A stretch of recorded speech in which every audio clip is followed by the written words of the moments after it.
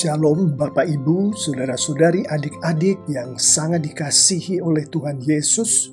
Untuk renungan kita kali ini, kita akan merenungkan dua nas, yaitu Roma 15 ayat 25 sampai ayat 28 dan 1 Korintus 16 ayat 1 sampai ayat 4. Adapun tema yang akan kita renungkan dari kedua nas ini adalah membantu jemaat dalam gereja lain. Mari kita mulai renungan kita ini dengan kita bersama-sama secara seksama membaca nas-nas kita ini. Saat ini di hadapan kita adalah tayangan dari nas yang pertama, yaitu Roma 15 ayat 25 sampai 28. Kedua nas yang saya tayangkan ini adalah dari Alkitab Bahasa Indonesia versi Firman Allah yang hidup. Mari kita stop dulu video YouTube ini di tayangan nas pertama kita kali ini.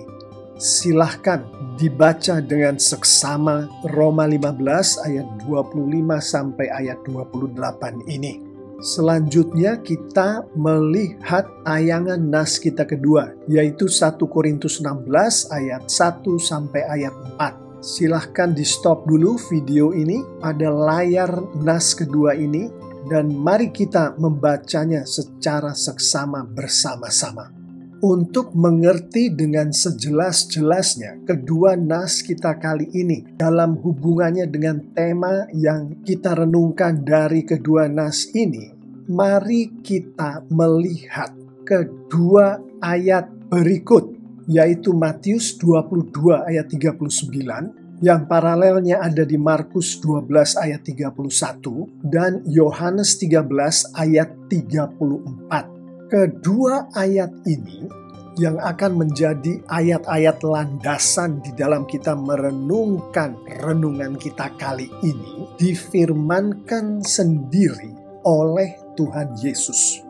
Melalui Matius 22 ayat 39, Tuhan Yesus sendiri menyatakan, dan hukum yang kedua yang sama dengan itu ialah kasihilah sesamamu manusia seperti dirimu sendiri. Melalui Yohanes 13 ayat 34, Tuhan Yesus menyatakan, Aku memberikan perintah baru kepada kamu, yaitu supaya kamu saling mengasihi, sama seperti aku telah mengasihi kamu. Demikian pula kamu harus saling mengasihi. Kedua ayat yang diucapkan sendiri oleh Tuhan Yesus ini secara tersurat dan tersirat, dan dengan mempertimbangkan penafsiran-penafsiran yang ada, menunjukkan kepada kita bahwa landasan dari kedua nas kita di dalam konteks tema yang sedang kita renungkan adalah kasih. Yaitu kasih yang datangnya dari Tuhan sendiri, yang diberkatkan oleh Tuhan melalui Roh Kudus Tuhan kepada seluruh umat Tuhan yang sungguh-sungguh yang sudah lahir baru. Dengan kata lain, membantu jemaat dalam gereja lain itu terjadi karena kasih. Kasih yang datangnya dari Tuhan sendiri, yang diberkatkan oleh Tuhan kepada setiap umat Tuhan. Selanjutnya mari kita renungkan penjabaran akan kasih ini, sebagaimana Rasul Paulus menjabarkan ajaran Tuhannya, Tuhan Yesus Kristus, akan kasih dan mengasihi. Sebagaimana di Roma 15 ayat 25 sampai ayat 28, dan di 1 Korintus 16 ayat 1 sampai ayat 4. Di Roma 15 ayat 25 dan ayat 26, tetapi sebelumnya saya harus pergi ke Yerusalem untuk menyampaikan suatu pemberian kepada umat Kristen di sana.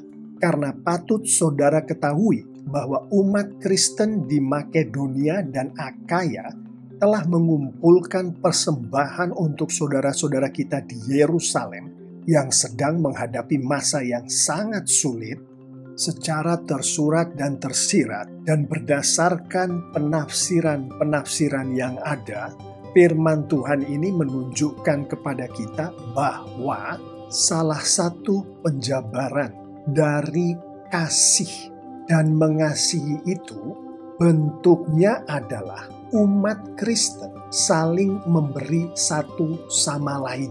Saling memberi ini dilakukan baik secara perorangan atau oleh perorangan, yang dalam hal ini adalah oleh Rasul Paulus, maupun secara perkelompok atau oleh kelompok, yang dalam hal ini adalah oleh umat Kristen di Makedonia dan di Akhaya.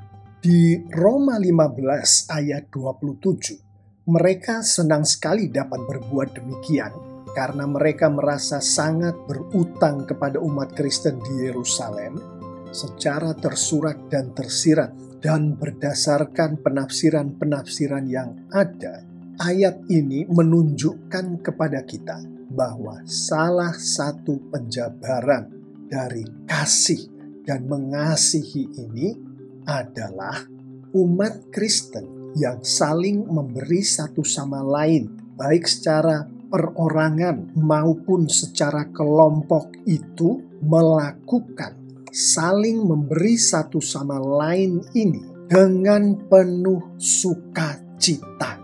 Jadi bentuk dari kasih dan mengasihi ini sebagaimana dijabarkan oleh Rasul Paulus di Roma 15 ayat 25, ayat 26, ayat 27 adalah umat Kristen yang menghidupi kasih dan mengasihi ini. Mereka saling memberi satu sama lain, dan di dalam mereka saling memberi satu sama lain ini, mereka melakukannya dengan penuh sukacita. Selanjutnya, mari kita renungkan perwujudan dari saling memberi satu sama lain, saling membantu satu sama lain di dalam tubuh jemaat Tuhan, yaitu di dalam berbagai macam gereja Tuhan, sebagaimana yang disampaikan oleh Rasul Paulus. Untuk itu kita akan merenungkannya dari 1 Korintus 16 ayat 2, ayat 3, dan ayat 4. Di 1 Korintus 16 ayat 2, setiap hari Minggu, sebagian dari uang yang saudara peroleh selama seminggu, hendaknya saudara sisihkan untuk persembahan. Besarnya persembahan saudara bergantung pada jumlah penghasilan yang telah dikaruniakan Allah kepada saudara. Janganlah menunggu sampai saya datang, lalu baru berusaha mengumpulkannya sekaligus. Secara tersurat dan tersirat dan berdasarkan penafsiran-penafsiran yang ada, firman Tuhan di ayat 2 ini menunjukkan kepada kita bahwa perwujudan dari saling memberi, dari saling membantu, yang adalah bentuk dari kasih dan mengasihi ini, termasuk umat Tuhan, umat Kristen, setiap hari Minggu menyisihkan persembahan. Frasa setiap minggu, salah satu penafsirannya adalah penyisihan persembahan ini dilakukan dengan teratur dan dilakukan dengan penuh kedisiplinan. Anak kalimat bergantung pada penghasilan, yang frasanya adalah bergantung pada, salah satu penafsirannya adalah dengan sukarela, tidak ada paksaan. Penghasilan yang diberkatkan oleh Tuhan kepada seorang jemaat itu berapa? Lalu berapa dari penghasilan itu yang akan dipersembahkan oleh jemaat yang bersangkutan? Dilakukan secara sukarela oleh jemaat termaksud berdasarkan atas bagaimana Roh Kudus Tuhan menggerakkan hati jemaat termaksud. Anak kalimat jangan mengumpulkannya sekaligus. yang frasanya adalah jangan sekaligus. Salah satu penafsirannya adalah penyisihan persembahan ini dilakukan dengan melibatkan unsur perencanaan bagi jemaat yang dipanggil oleh Tuhan untuk memberikan persembahan. Jemaat ini harus merencanakan akan berapa penghasilan yang dia terima atas karunia dari Tuhan, akan berapa keperluan sehari-hari dari keluarganya, akan berbagai hal lain lagi yang diperlukan dari penghasilan ini, termasuk membayar pajak dan lain-lain. Lalu akan berapa yang akan dipersembahkan. Dan di dalam frasa jangan sekaligus ini juga terdapat elemen kepatuhan, yaitu jemaat yang bersangkutan patuh pada perintah Tuhan sebagaimana di firman Tuhan, yaitu Tuhan menghendaki umatnya untuk memberikan perpuluhan dan persembahan sebagaimana Alkitab menyatakannya. Di 1 Korintus 16 ayat 3 dan 4, sesudah saya datang, saya akan mengirimkan pemberian kasih saudara itu ke Yerusalem, disertai sepucuk surat dengan perantaraan orang-orang jujur yang akan dipilih oleh saudara sendiri. Dan kalau saya perlu ikut, kami dapat pergi bersama-sama secara tersurat dan tersirat dan berdasarkan penafsiran-penafsiran yang ada. Firman Tuhan ini menunjukkan kepada kita bahwa di dalam umat Kristen menghidupi atau melakukan saling memberi, saling membantu satu sama lain ini sebagaimana digambarkan oleh anak kalimat, sesudah saya datang, saya akan mengirimkan. Yang pokok pikirannya adalah datang lalu mengirimkan. Kita mendapatkan bahwa ada elemen tepat waktu, yaitu Rasul Paulus datang lalu mengirimkan. Tidak datang lalu ditunda dulu untuk hal-hal lain baru kemudian mengirimkan. Yang mana hal ini menunjukkan sense of urgency yang bahasa Indonesianya adalah berarti hal yang sedang dilakukan ini, yaitu mengirimkan uang atau bantuan ini adalah sangat penting dan harus segera dilakukan. Anak kalimat disertai sepucuk surat. Salah satu dari penafsiran-penafsiran yang ada menunjukkan kepada kita bahwa di dalam menghidupi saling memberi, saling membantu satu sama lain ini, ada elemen administratif yang baik di dalamnya.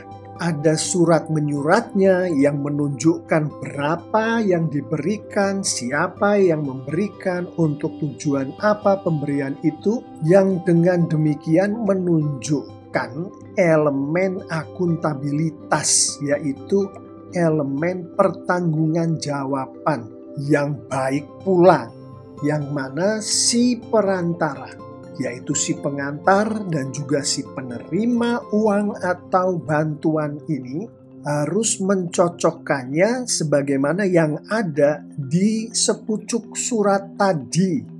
Anak kalimat dipilih oleh saudara sendiri.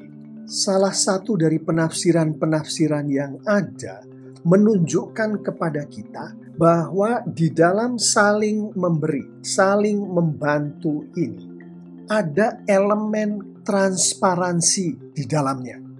Ada elemen keterbukaan di dalamnya.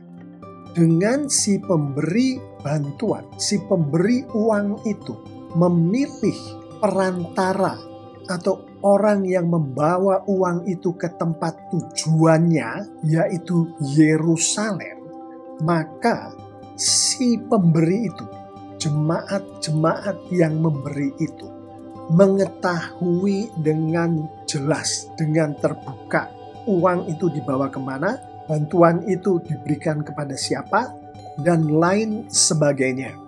Anak kalimat saya perlu ikut, salah satu penafsirannya dari penafsiran-penafsiran yang ada adalah di dalam saling memberikan, di dalam saling membantu antara satu sama lain. Ada sense of belonging pada diri mereka yang terlibat di dalam proses memberi atau membantu ini. Dengan kata lain, para jemaat ini memperlakukan pemberian itu, memperlakukan uang itu seakan-akan pemberian atau uang itu adalah milik mereka sendiri. Demikianlah Bapak, Ibu, Saudara-saudari, adik-adik yang sangat dikasihi oleh Tuhan Yesus. Landasan, penjabaran, dan perwujudan dari membantu jemaat dalam gereja lain. Mengetahui hal ini dengan jelas, saya mengajak kita semua untuk merenungkan beberapa poin berikut sebagai penutup dari renungan kita kali ini. Poin-poin ini akan kita renungkan dengan kita bersama-sama merenungkan jawaban dari pertanyaan apakah yang terjadi pada ayat-ayat yang baru saja kita renungkan tadi. Dari mempelajari Alkitab secara keseluruhan, kita mengetahui dengan pasti dan jelas bahwa tidak ada satu manusia pun di dunia ini yang sanggup melakukan perintah Tuhan Yesus akan kasih dan mengasihi ini sebagaimana yang dikehendaki oleh Tuhan. Kecuali Tuhan Yesus sendirilah yang dapat menghidupi, kasih, dan mengasihi sebagaimana diperintahkan oleh firman Tuhan. Lalu apakah yang sebenarnya terjadi? Alkitab secara tersurat dan tersirat dan berdasarkan penafsiran-penafsiran yang ada menunjukkan kepada kita bahwa yang terjadi adalah Tuhan melalui Roh Kudus Tuhan memberkatkan kasih dan memberkatkan kemampuan untuk mengasihi dan memberkatkan kelakuan mengasihi kepada setiap umatnya yang sungguh-sungguh sudah lahir baru untuk dihidupi oleh umatnya ini setiap hari. Dengan demikian yang terjadi di Roma 15 ayat 25-28 dan 1 Korintus ayat 16 1-4 yang kita renungkan tadi adalah Tuhan melalui Roh Kudus Tuhan memperlengkapi, memampukan, menggerakkan umatnya baik secara perorangan maupun secara kelompok untuk para umatnya itu saling membantu, saling memberi, saling mengasihi. Rasul Paulus melalui kedua nas kita kali ini menjabarkan ajaran Kristus akan kasih dan mengasihi ini dengan bahasa dan dengan sudut pandang yang mudah dimengerti oleh manusia. Artinya Tuhanlah melalui Roh Kudus Tuhan yang memberkatkan hati untuk saling memberi satu sama lain, yang memberkatkan sukacita, yang memberkatkan keteraturan dan kedisiplinan, yang memberkatkan kesukarelaan, yang memberkatkan kemampuan untuk perencanaan, yang memberkatkan kepatuhan, yang memberkatkan sense of urgency, yang memberkatkan perasaan akuntabilitas, yang memberkatkan transparansi, yang memberkatkan sense of belonging kepada setiap umat Tuhan. Mengetahui akan semua ini, mari kita tutup renungan kita kali ini dengan kita bersama-sama merenungkan beberapa penerapan berikut. Bapak, Ibu, Saudara-saudari, adik-adik yang sangat dikasihi oleh Tuhan Yesus. Sebagai umat Tuhan, sebagai pengikut-pengikut Kristus yang sudah lahir baru, marilah kita hidupi kehidupan kita ini dengan setiap hari, dengan khusyuk, berdoa kepada Tuhan, memohon agar Roh Kudus Tuhan berkenan memberkatkan kepada kita kemampuan dan perilaku yang mana termasuk di dalam kemampuan dan perilaku yang datangnya dari Tuhan ini adalah memiliki hati untuk memberi, untuk membantu sesama umat Tuhan. Untuk di dalam saling memberi dan membantu ini, melakukannya dengan sukacita. Untuk di dalam saling memberi dan membantu ini, melakukannya dengan penuh keteraturan dan kedisiplinan, melakukannya dengan sukarela dan senang hati, melakukannya dengan penuh kepatuhan dan perencanaan yang baik, melakukannya dengan tepat waktu, melakukannya dengan sense of urgency, melakukannya dengan pertanggungan jawab yang baik, melakukannya dengan transparansi yang baik, melakukannya dengan sense of belonging yang baik. Apakah kita di dalam kehidupan kita sehari-hari mendoakan, memikirkan umat Tuhan yang lain di gereja-gereja Tuhan yang lain? Apakah kita secara teratur dan disiplin memberikan perpuluhan dan persembahan untuk dipakai oleh Tuhan untuk membantu gereja Tuhan yang sedang memerlukan bantuan? Dan apakah pada saat kita memberikan persembahan itu, kita melakukannya, kita menghidupinya dengan sukarela, dengan kepatuhan, dengan akuntabilitas yang baik? Jika jawaban kita adalah ya, benar, saya sedang menghidupi kehidupan seperti yang kita renungkan kali ini, maka berilah kemuliaan seluruhnya kepada Tuhan kita, kepada Tuhan Yesus. Karena hal ini terjadi hanya karena Tuhan memberkatkan dan memampukan dan membuat kita untuk menghidupi kasih dan mengasihi yang perwujudannya termasuk kita sesama umat Tuhan saling memberi, saling membantu.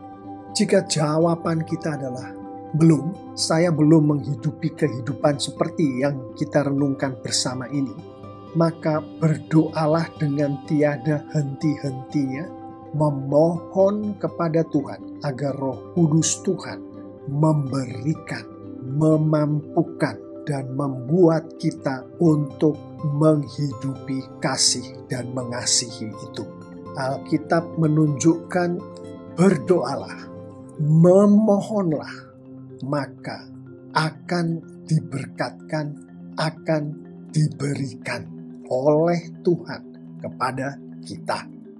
Bapak, Ibu, Saudara-saudari, adik-adik yang sangat dikasihi oleh Tuhan Yesus, saya mengimani jika kita semua umat Tuhan Yesus menghidupi, melakukan firman Tuhan yang baru saja kita renungkan ini, lengkap dengan penerapan-penerapannya, maka Tuhan kita semakin dimuliakan dengan luar biasa. Amin.